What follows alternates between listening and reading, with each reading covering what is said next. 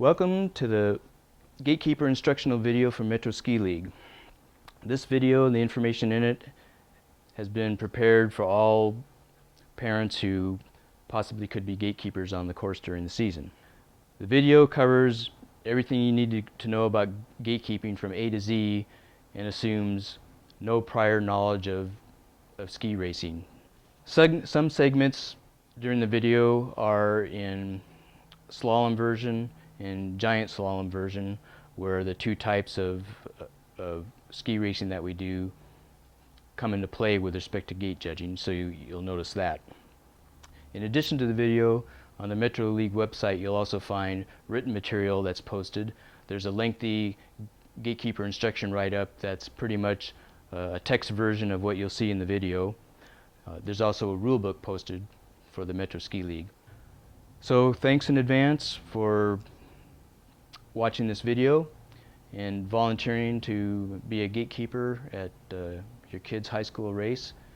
It's without a doubt, without the volunteer support that we get, high school ski racing would not be possible. So thanks again.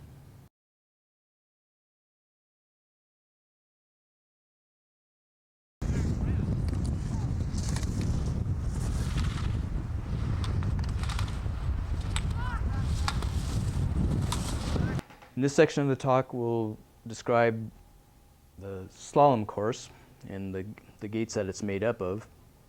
In a slalom course, there's the simplest component is a pair of gates. This is called a full gate, comprised of a turning pole and usually a rigid pole. Where the poles enter the snow, they form an imaginary line, which is called the gate line, which is an object that the racer has to cross during the race. These poles, these paired poles or full gates, will appear at the top of the course where the first gate is, and at the bottom of the course where the last gate is.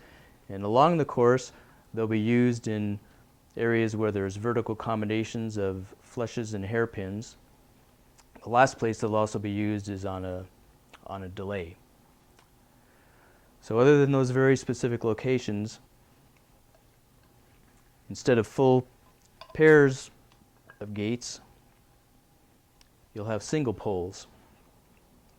You can think of the single pole gates as gates where there otherwise would have been pairs of poles, and the outside pole has been removed because the side of the turning pole that needs to be negotiated around is considered to be obvious, because the natural racing line down that section of the course is thought to be apparent to all the racers. Normally the outside pole in a pole pair like that unambiguously defines which side of the turning pole the racer is supposed to go around, and in cases where it's obvious, removing that pole is thought to not change what's being told to the racer. The racer is supposed to know what the correct side of the pole is to go around. So removing the outside pole is a convenience for course setting, and makes it a little easier for that aspect of getting the course ready.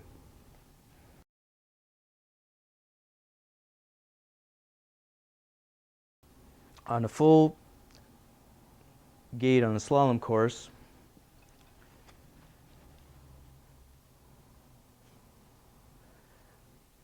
what your job as a gatekeeper will be to do is if you're presented with gates of this style on the section of the course that you're judging, your job is to observe the racer passage through that section of the course and determine whether or not they went through the gate correctly.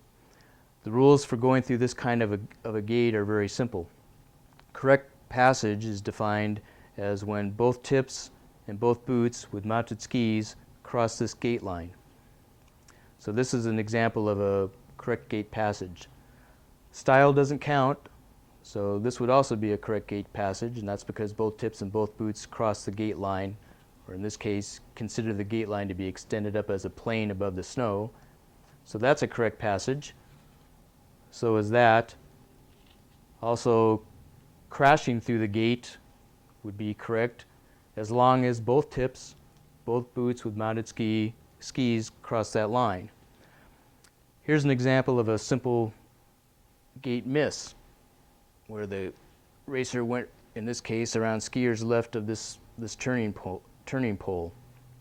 If a racer makes a mistake like that and realizes it, they could stop and then hike back up, sidestep back up across this gate line. The moment both tips of the skis and both boots cross that gate line, they've passed that gate and they can keep on going.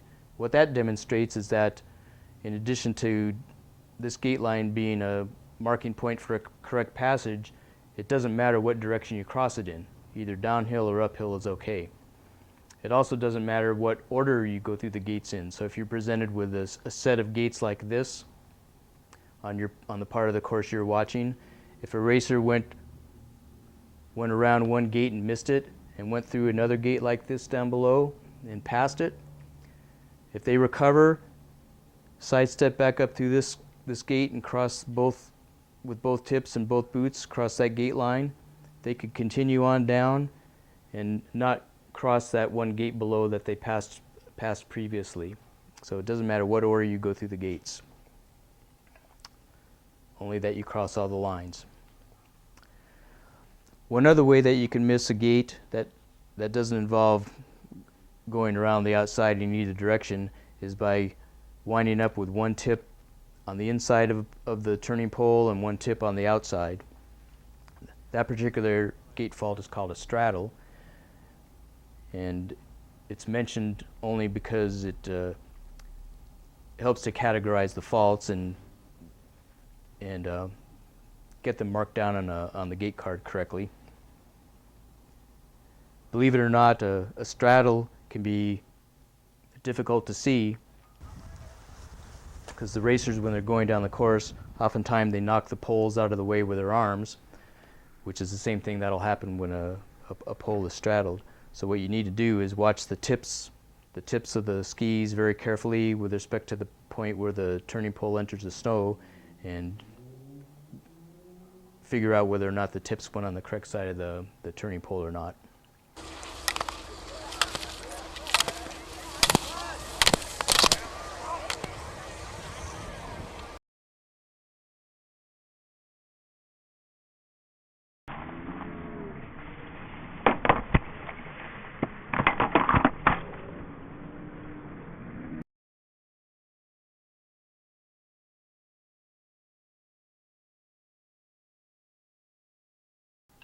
In the case of a single pole,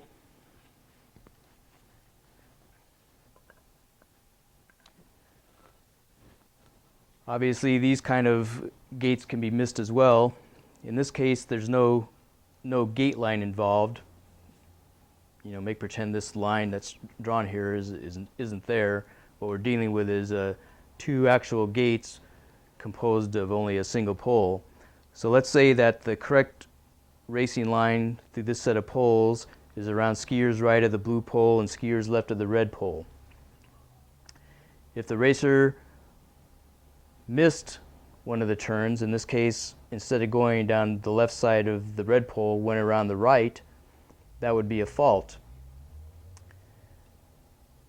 If the racer realizes that they missed the turn, they have a chance to recover it.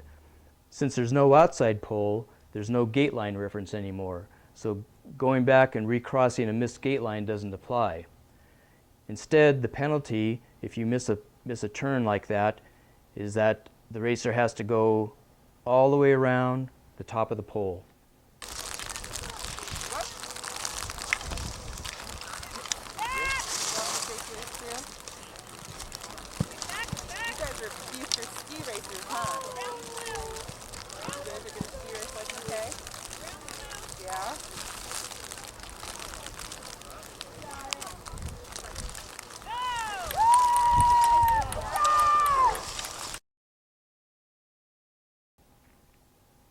It doesn't matter which direction you do it, as long as you go all the way around the top. So if the racer stops and does that, they're considered to have recovered that missed turning pole, and then they can proceed on down the hill.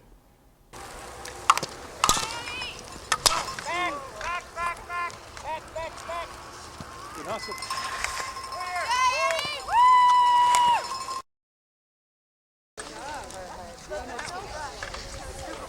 Whoa. You didn't know what to do there. Reducto! Yeah, I want some new ones, dude!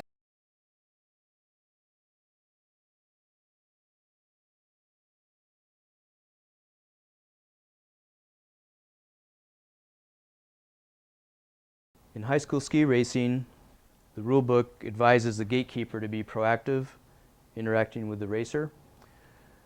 If the racer misses a full gate here on a slalom course, what you should do is inform the racer that they've missed a gate by yelling as loud as you can, "Back."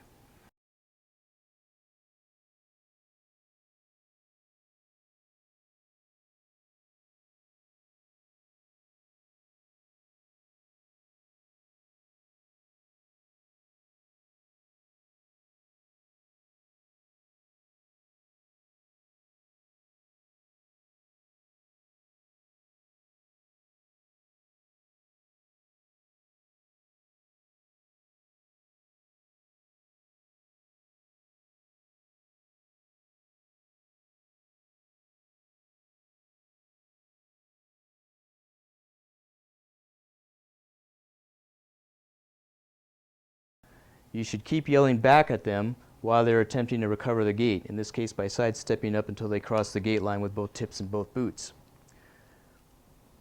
Keep yelling back until they would no longer be disqualified. Don't stop. Don't stop yelling at them. And the moment they've crossed with both tips and both boots, then yell go. It's either back or go. Don't yell go back, because they may only hear the word go and think that they're okay when they're not. In the case of single pole, if the racer's gone correctly down skier's right of this blue pole and then missed the turn on the red pole, you should also yell back at him as well.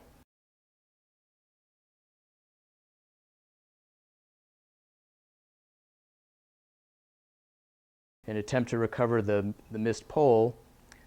Keep yelling back. In this case, it's helpful to add a round to it. Yell back around, back around, back around while they're sidestepping back up, to let them know that it's not sufficient for them just to hike back up level to the pole.